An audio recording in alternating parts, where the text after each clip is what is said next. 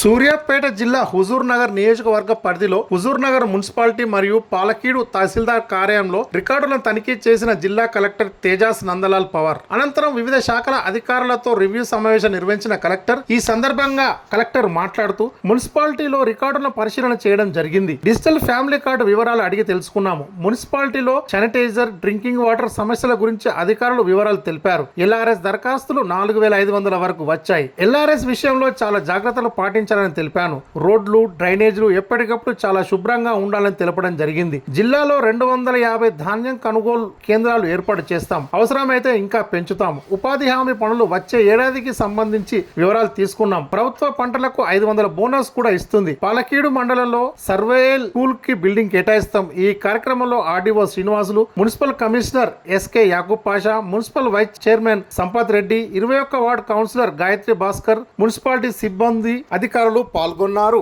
మనకి RWS department అంటే grid సంబంధించిన ఏదైతే బల్క్ వాటర్ ఫీల్డ్ ఇన్స్పెక్షన్ చేసి ఎక్కడెక్కడ మనకి క్వాంటిటీస్ ఎంత వస్తున్నాయి, ఎంత వస్తుంది, దాని ప్రకారం డిస్ట్రిబ్యూషన్ ఎట్లయితుంది, దానికి రివ్యూ చేసి ఎక్కడ గ్యాప్స్ వస్తున్నాయి ప్రత్యేకంగా ఐడెంటిఫై చేయడం అని వారికి ఆదేశించడం జరిగింది. ఒక 2-3 డేస్లో జాయింట్గా మున్సిపల్ టీం, అదేవిధంగా ఆర్డబ్ల్యూఎస్ సంబంధించిన గ్రిడ్ సంబంధించిన టీం విజిట్ చేసి అది చూస్తారు. ఇంకొక విషయం, శానిటేషన్ రిలేటెడ్ వారు కొన్ని విషయాలు దృష్టికి తీసుకురమ్మని చెప్పారు, తీసుకొచ్చారు. దీంట్లో ఒకటి డిఆర్సీసీ అంటే డ్రై రిసోర్స్ సెంటర్, అదేవిధంగా ఉన్నట్టు డంప్ యార్డ్ కానీ మిగతా మనుషుల గురించి ఇష్యూస్ చెప్పడం జరిగింది. వాటికి సంబంధించి కొన్ని ఆదేశాలు వారికి ఇవ్వడం జరిగింది. వారు ఆ ప్రణాళిక తయారు చేసి తీసుకొచ్చి మనతో డిస్కస్ చేసి దానికి త్వరలో పరిష్కారం చేయడానికి ప్రణాళికాబద్ధంగా ముందుకు పోవాలనుకుంటున్నాము.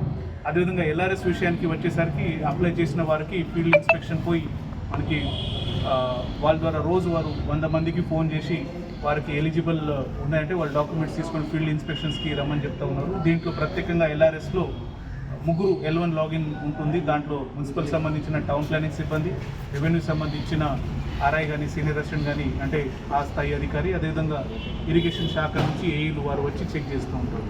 దీంట్లో చెక్ చేసిన అంశం అంటే ప్రభుత్వ ల్యాండ్ మీద వాళ్ళకి ఎల్ఆర్ఎస్ చేయడం రాదు. అదేవిధంగా వాటర్ బాడీస్ ఉంటే అంటే చెరువు కానీ, కాలువలు కానీ ఉంటే దానికి బఫర్ నామ్స్ ఉంటాయి.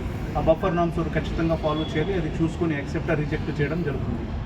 ఈ విషయంలో ప్రత్యేకంగా ప్రజలు కూడా ఎల్ఆర్ఎస్ అప్లికేషన్ పెట్టిన వారు ఇక్కడ హెల్ప్ డెస్క్ ఏర్పాటు చేయడం జరిగింది. వారి దగ్గర వచ్చి సంప్రదించి ఫీల్డ్ ఇన్స్పెక్షన్ చేస్తే దాని ప్రకారం ఫర్దర్గా అప్రూవల్కి ప్రొసీజ్ చేస్తూ ఉన్నాము. ఆల్రెడీ ఆ టీమ్స్ ఫీల్డ్ విజిట్లో వెళ్తూ ఉన్నారు. రెగ్యులర్ రివ్యూ కూడా జరుగుతుంది. దాదాపు 4000 పైగా అప్లికేషన్స్ ఉన్నాయని చెప్పడం జరిగింది. మిగతావి process day by day everyday వారు విజిట్ చేసి అది క్లియర్ చేస్తూ ఉన్నారు. ఎల్ఆర్ఎస్ విషయంలో కూడా అప్లై చేసిన వాళ్ళకు కూడా ప్రత్యేకంగా కోఆపరేట్ చేసి అది మీ అప్లికేషన్ ఈ అవకాశానికి సద్వినియోగం చేసుకోవాలని మేము కోరుతూ ఉన్నాం. ఇవి చర్చించిన విషయాలు. హైడ్రా ఇక్కడ వర్తించదండి. ఎందుకు అట్లా సమాచారం వస్తుందో తెలియదు, కానీ హైడ్రాకి సూర్యాపేట జిల్లాకి సంబంధం లేదు.